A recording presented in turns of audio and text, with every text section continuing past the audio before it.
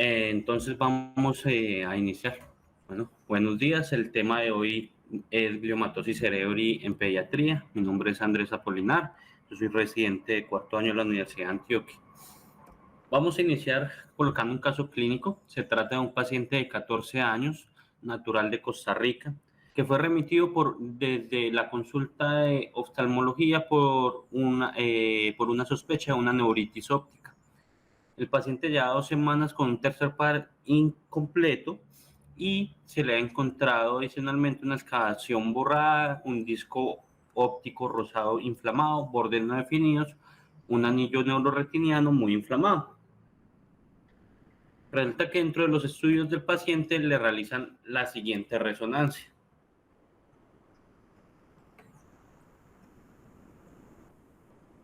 Entonces, en esta resonancia podemos ver un compromiso de la sustancia blanca. Este es un corte axial, un T2 axial, en el cual podemos ver cómo es el compromiso de la sustancia blanca en la parte parietal, perdón que lo voy a detener un momento, la parte parietal hacia la parte frontal, cruzando por el cuerpo calloso y invadiendo incluso también la parte del lóbulo temporal. Si vemos la imagen contrastada, en la imagen contrastada no se visualiza captación al medio de contraste, se ve únicamente como una lesión hipointensa. Dado estas características, después de obviamente haber descartado que no se tratara de otro tipo de patologías, se consideró que el paciente se beneficiaba de una biopsia en sospecha de que tuviese un tumor cerebral, un glioma con un crecimiento en patrón de biopsia.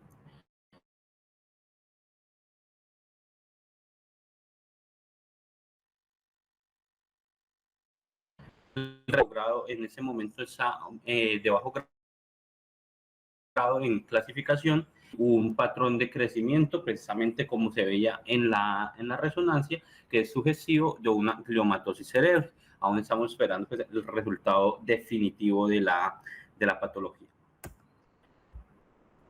A modo de introducción, entonces, como ya vimos en la imagen, corresponde a una lesión que va a hacer una infiltración extensa y difusa de toda esa sustancia blanca que puede llegar a ser fatal. Esta se clasifica en dos tipos. El tipo 1 es acá en el cual vamos a ver solo esa infiltración, como veíamos por decir en el ejemplo de nuestro paciente.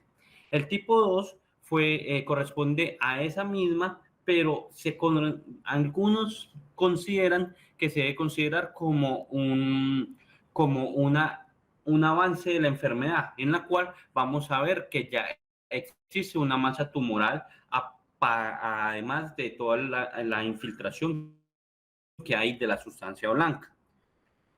Es difícil de definir su pronóstico y su tratamiento, dado que los casos que se reportan o lo que se reporta en la literatura de la gliomatosis cerebri, la mayoría de veces es una revisión de casos, una serie de casos, no es algo tan sedimentado y en lo cual tengamos tanta experticia. ¿Cómo definimos o cómo consideramos que un paciente tiene una gliomatosis cerebri? Entonces, para la gliomatosis cerebri, básicamente, eso es un compromiso de los astrocitos. Y en ese compromiso de los astrocitos necesitamos que sean al menos 3 lóbulos cerebrales contiguos comprometidos. La afección es bilateral de hemisferios cerebrales o de la sustancia gris, y la extensión frecuente que puede existir hacia el tronco encefálico, hacia el cerebelo, y con menos frecuencia hacia la médula. Para el 2016, antes del 2016, la gliomatosis cerebri era considerada como una entidad aparte para la OMS. Sin embargo, luego de la clasificación del 2016, se comenzó a considerar como un patrón de crecimiento. Quiere decir eso, que arrancamos de grado que la sustancia blanca dando esa característica de gliomatosis cerebri. Se han estudiado varios genomas y varias partes molecular de estos tumores, pero realmente no se ha logrado sedimentar mucho, no se ha logrado tener una estructura de esto. De las personas que más ha investigado en esa parte genómica es el doctor Herlinger, pero realmente no se ha visto un patrón en específico de la gliomatosis cerebri que haga que usted le puede hacer a esos tumores de bajo o alto grado de entrada con la finalidad de decir, este paciente se va a ir a hacer una gliomatosis cerebri o no, o tratar de podernos adelantar a los sucesos. No lo he logrado con toda esta investigación, es poderla clasificar, poder darnos cuenta de que todos los gliomas, todas las gliomatosis cerebris finalmente arrancan desde un glioma, que lo podemos clasificar en los diferentes gliomas que conocemos y que están documentados por la OMS. No se ha documentado entonces cuál es la causa de esa infiltración, de esa naturaleza de la infiltración única y agresiva que tiene esa gliomatosis cerebri, y pues precisamente todo esto ha llevado a que ni siquiera conocemos la incidencia de en algunos estudios dicen lo que nos aproximamos es a lo que encontramos ya cuando hacemos una autopsia, pero pues no, realmente no está muy documentado. Un diagnóstico temprano para poder dar un tratamiento oportuno al paciente y también tener en cuenta que como esta patología avanza de forma tan rápida, evitar hacerle manejos inadecuados al paciente, algo muy importante, porque nos podemos aventurar a tratar de sacar lesión, pero es un paciente que a final de cuentas, por su condición de base, ese compromiso tan agresivo, no va a tener un buen desenlace el paciente. El Karnofsky, se ha visto que el Karnofsky de estos pacientes finalmente al momento del diagnóstico es de 80. O sea que es un paciente que nos solemos aventurar a decir, vamos a operarlo porque es que el paciente lo vemos bien, no sé qué, ¿no es cierto? Pero finalmente estos pacientes van a tener un deterioro neurológico muy rápido. La edad al momento del diagnóstico se encuentra entre el mes y los 85 años con una mediana de 42. Sin embargo, cuando hablamos desde la parte pediátrica, que es lo que nos compete en ese momento, en los niños lo encontramos el diagnóstico entre los 4 meses y los 21 años, con un promedio de 11.7 años. La estadística de entre hombre y mujer es más común en el hombre. En la población general encontramos una diferencia de 1.3 a 1, mientras que en los niños de 1.7 a 1. Para el diagnóstico lo vamos a basar en 3 pilares para usted obtener ese diagnóstico: la clínica, la imagen y la patología. ¿Qué es lo bueno que hemos tenido en ese momento? Que hemos logrado que el tiempo al diagnóstico sea, que antes duraba aproximadamente unos 3 meses, por dificultades con las imágenes, por dificultades con la patología. En ese momento, en la actualidad, se ha logrado acortar el diagnóstico del paciente a 2.5 semanas desde el inicio de los síntomas.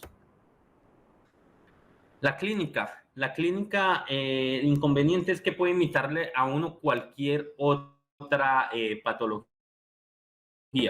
Entonces, digamos que aconsejarse usted únicamente por un examen clínico no le va a permitir a usted hacer un diagnóstico de gliomatosis cerebri. ¿Por qué? Porque si miramos, miren, el 74% de los pacientes tienen un deterioro focal sensoriomotor.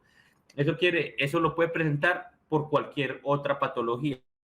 Convulsiones, 55%, también se puede presentar por cualquier otra cosa. Aumento de la presión intracraniana, 40%. Entonces, realmente, poder obtener un diagnóstico desde la parte clínica no lo podemos obtener, pero sí la parte clínica nos puede orientar a decir, un paciente con un aumento de la presión intracraniana craniana, hagámosle una neuroimagen, ¿no es cierto? Entonces nos puede orientar a poder avanzar en el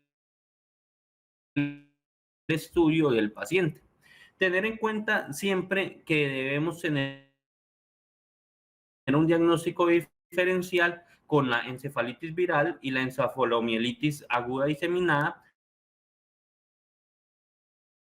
la esclerosis múltiple y la vasculitis.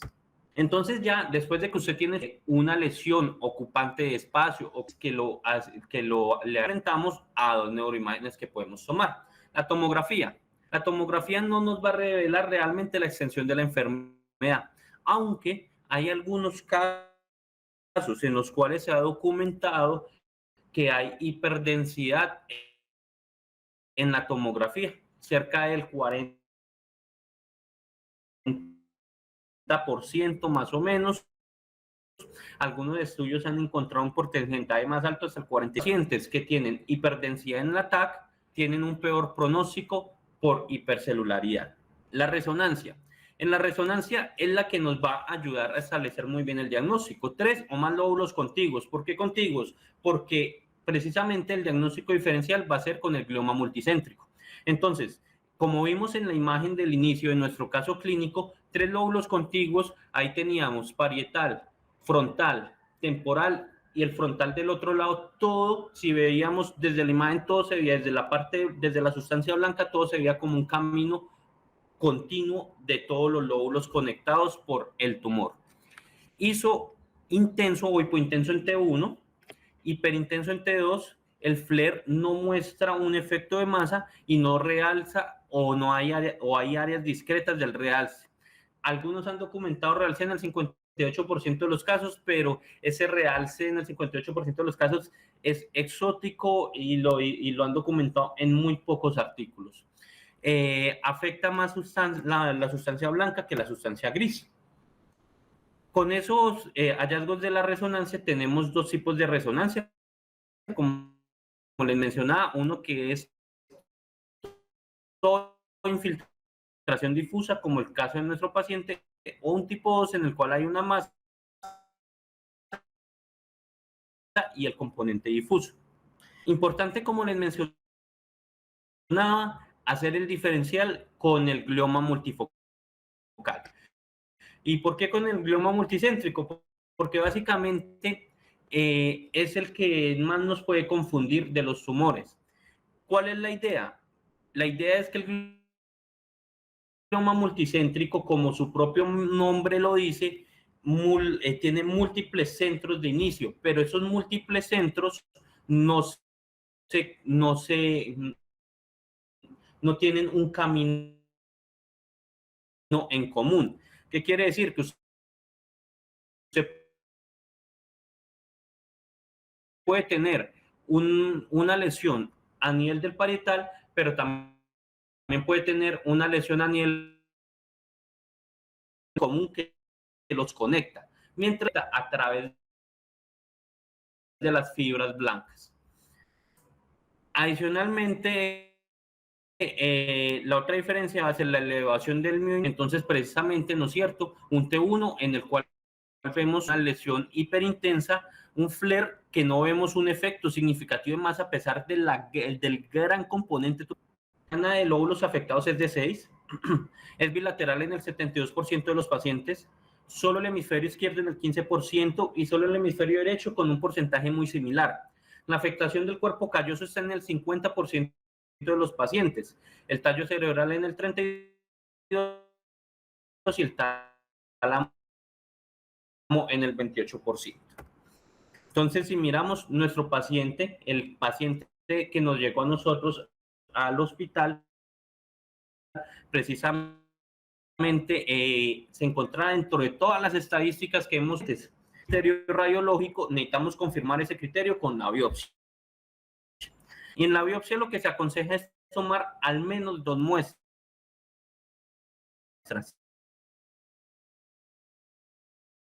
de las áreas que usted considera que puede haber mayor por biopsia estereotáxica.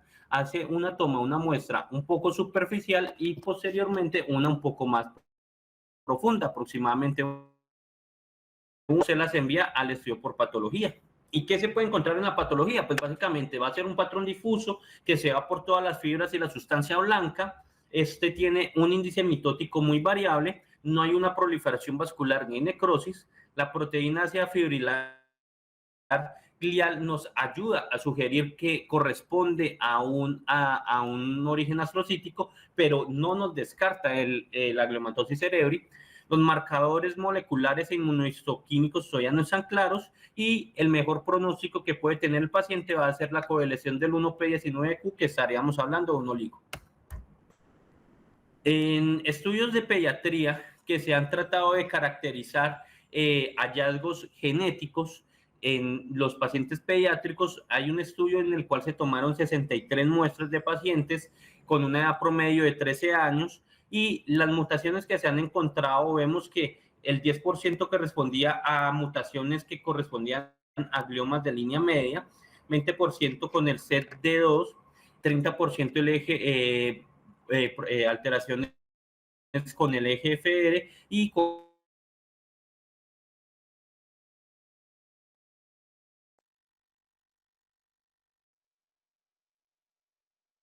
40%. Sin embargo, no se encontró uno, puede decir que ese paciente tiene la parte del compromiso de la sustancia blanca. Desde el grado histológico, esto sí es a grandes rasgos de la población general, se ha encontrado que el 21% son grado 2, el 67% grado 3 y el 12% de crecimiento. No es que sea el tumor más agresivo, no, solo el 12% de los tumores son grado 4, pero el grosso de los tumores son grado 3, más del 50%. ¿Y qué encontramos en la histopatología finalmente? Lo más común es que sea un astrocitoma fibrilar que corresponde a dos terceras partes de los pacientes y la otra tercera, casi la otra tercera parte va a corresponder a un astrocitoma NOS. En el tratamiento nos vamos a basar en cirugía, radiación y quimioterapia. Este es un estudio de corte de 78 pacientes, precisamente pediátricos, en el cual se miró cuáles eran los tratamientos a seguir en esos pacientes. Si vemos lo más común, no, la gente, a nivel mundial no se suelen comprometer con una resección subtotal, dado que se considera como algo subóptimo, algo que realmente no impactar en la vida del paciente. ¿Qué sí se ha visto? La radiación. La radiación es de las partes que más impacta en la progresión de la enfermedad. Logra la que ha logrado un mejor control. El inconveniente que tenemos, obviamente, para la radiación de niños, segundo, casos holocranianas, en algunos casos se ha estudiado tratarla de dirigir, es complicado, entonces las implicaciones y los riesgos que generan hacer una radiación al paciente. Quimioterapia es la otra alternativa y compartir entre quimioterapia y radioterapia. Entonces, en la cirugía, ¿qué vamos a hacer? Vamos a tomar una biopsia para saber su componente de infiltración. Eso es lo que vamos a hacer básicamente en la cirugía. Pero hay algunos estudios y hay en algunos sitios que se ha considerado hacer una resección de esa lesión, de ese efecto, cuando está haciendo efecto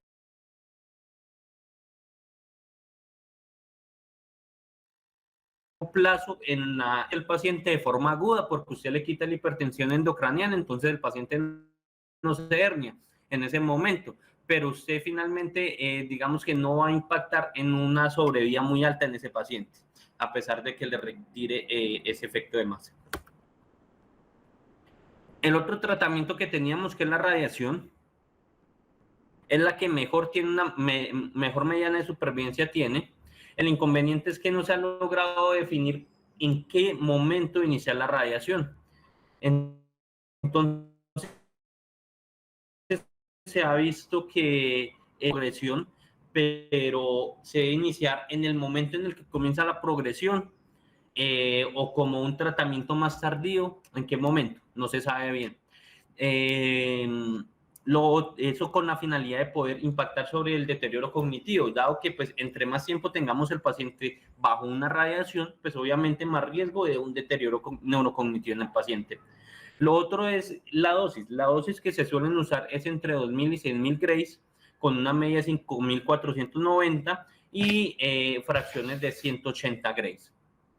Entonces, si nos vamos, coloco aquí el marcador, si nos vamos a la imagen de la derecha, la imagen A, vemos cómo la sobrevida media de los pacientes que se llama radioterapia, que sería la línea azul, tienen una mejor sobrevida libre de enfermedad, 16.5 meses versus 4.5 meses. Entonces, con la radiación estamos impactando en un año de diferencia de vida libre de enfermedad en el paciente.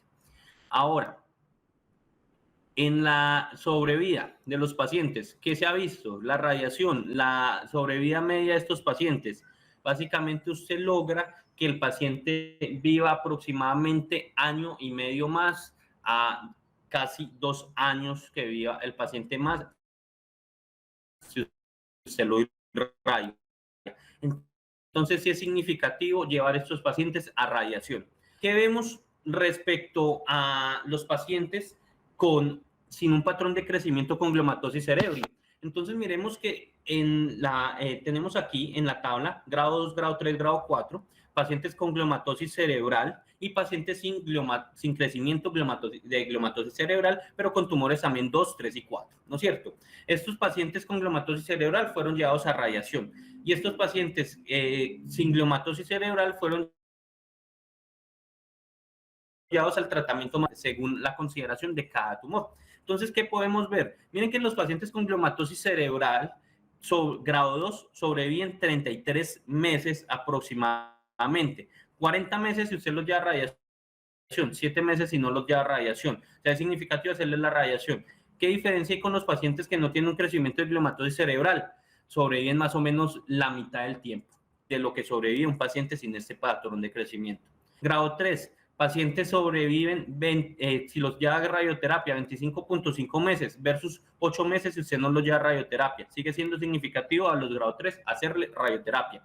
Si el paciente no tiene un crecimiento de gliomatosis, 30 meses. Entonces miremos que ya ahí se está acercando más a un patrón de crecimiento similar, a pesar de ser tan agresivo, ¿no es cierto? Pues 5 meses de diferencia es lo que tiene. Y en el grado 4, vemos que si usted lo lleva a radioterapia, 10.5 meses, si no lo lleva a radioterapia, 6 meses, entonces sigue siendo significativa la diferencia. Y si el paciente no tenía patrón de crecimiento de gliomatosis cerebral y usted lo lleva al tratamiento más óptimo de un grado 4, 15 meses de sobrevida. Entonces, miren, vemos que a pesar de que usted les dé el tratamiento con la radiación, de que usted les dé el tratamiento óptimo a esos pacientes, que después es la radiación, no logra tener una sobrevida normal de un paciente sin gliomatosis cerebral. Pero si usted no le da la radiación, si el crecimiento de la gliomatosis finalmente va a llevar al traste más rápido al paciente. Quimioterapia.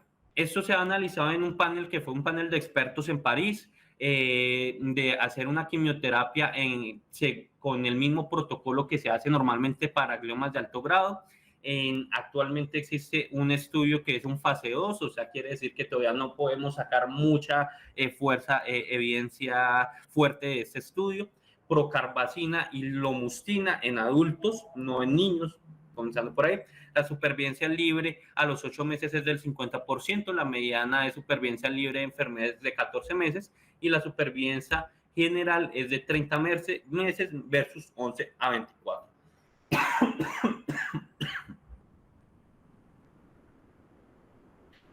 ¿Qué se ha visto entonces de la quimioterapia? Esto es también en niños de la sobrevida, en niños con la quimioterapia. Entonces vemos que la sobrevivencia, si usted lo lleva a radioterapia a quimioterapia versus 5.5 si usted no lo lleva a quimioterapia. Entonces miren que realmente la quimioterapia no nos muestra números tan alentadores para progresión de la enfermedad, para tiempo libre de la enfermedad, como si nos mostrara la radioterapia. Ahora, si vemos la sobrevida, tampoco nos muestra una diferencia significativa. 21 meses si usted le da radioterapia, 11.5 meses si usted le da radioterapia como media. No, y no muestra una diferencia significativa. Entonces, digamos que todavía con la parte de la quimioterapia no tenemos un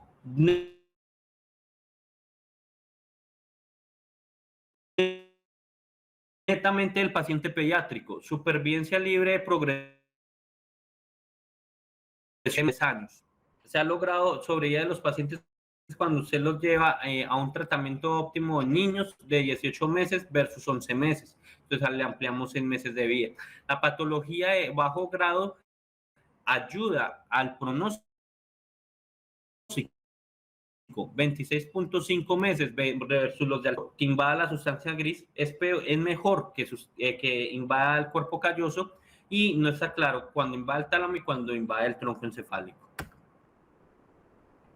En el público general, la sobrevida media va a ser de 18.5 meses. El Karnofsky que vamos a ver impacta.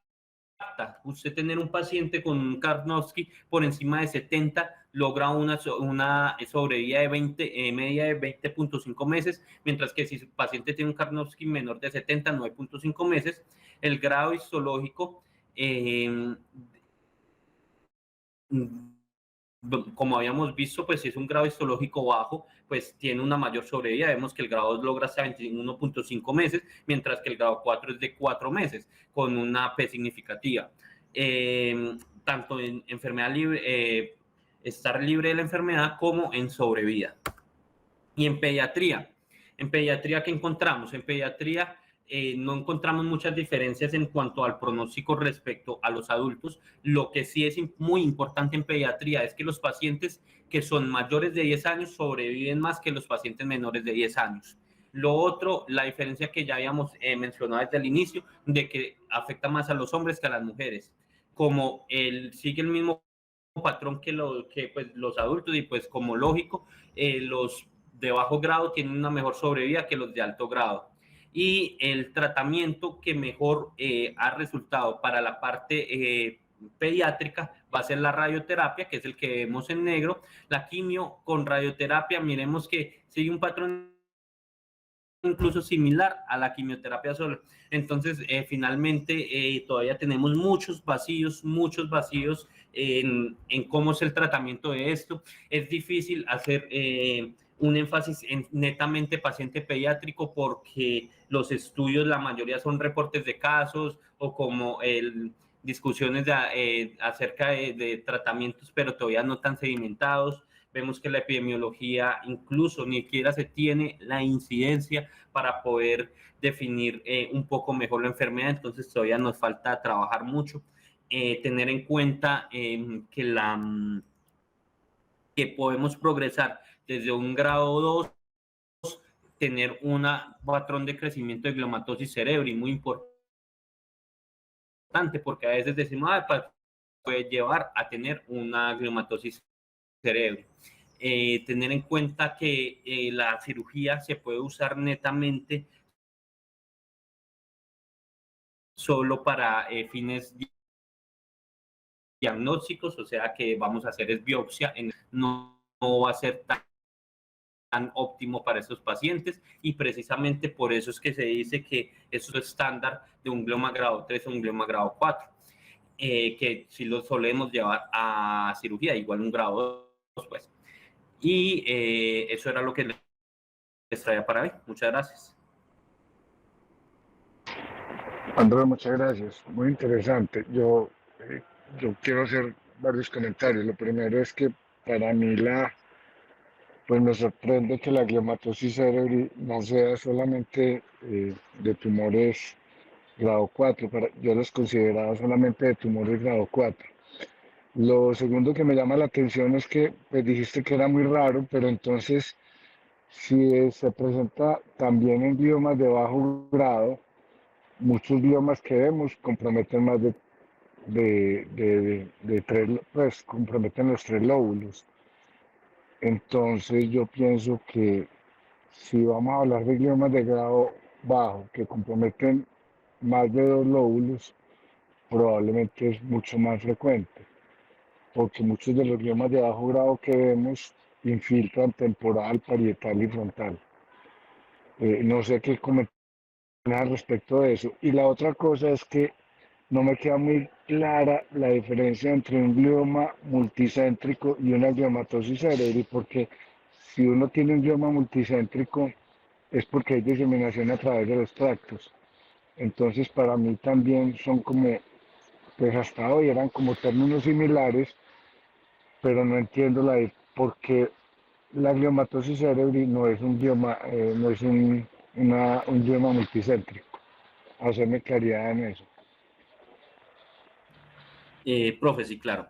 Bueno, respecto a la diferencia entre gliomatosis cerebri y glioma multicéntrico, profe, como hemos visto en algunas oportunidades, así, obviamente hay un camino que es por la sustancia blanca, pero desde la parte imagenológica podemos ver que la diferencia es que ese camino nunca se entrecorta en la gliomatosis cerebri. O sea, usted tiene, profe, un patrón que es completamente difuso de crecimiento, que nunca se entrecorta y que comunica todos los lóbulos.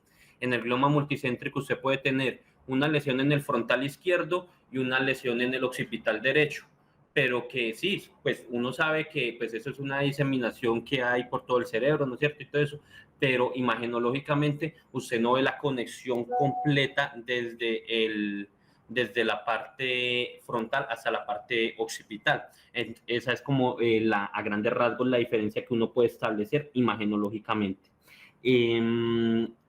Otro que usted menciona, profe, sí, puede ser que la incidencia sea más larga, más grande, perdón, y por eso no tenemos muy bien documentadas las cosas. ¿Cuál es el inconveniente? Que nos tocaría fortalecer y hacer una biopsia en el momento que decidimos sacar una lesión, porque está avalado sacar la lesión que está haciendo efecto de masa, ¿cierto? Entonces podemos sacar esa lesión grado 2 que consideramos que es grado 2 y entrar a estudio de una parte más profunda que consideremos que puede ser una diseminación de la sustancia blanca para que el patólogo nos revise eso, si hay infiltración tumoral en la sustancia blanca como tal, para definir una gliomatosis cerebral. Es difícil porque, pues, como les mencioné, pues, mire que en muchos casos dicen que el diagnóstico se establece es post-mortem.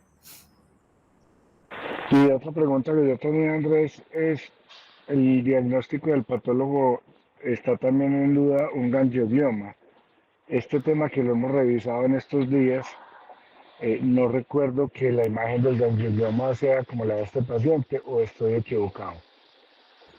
Sí, profe, no, de acuerdo con usted, pero pues eso fue lo que se colocó desde la parte de la patología.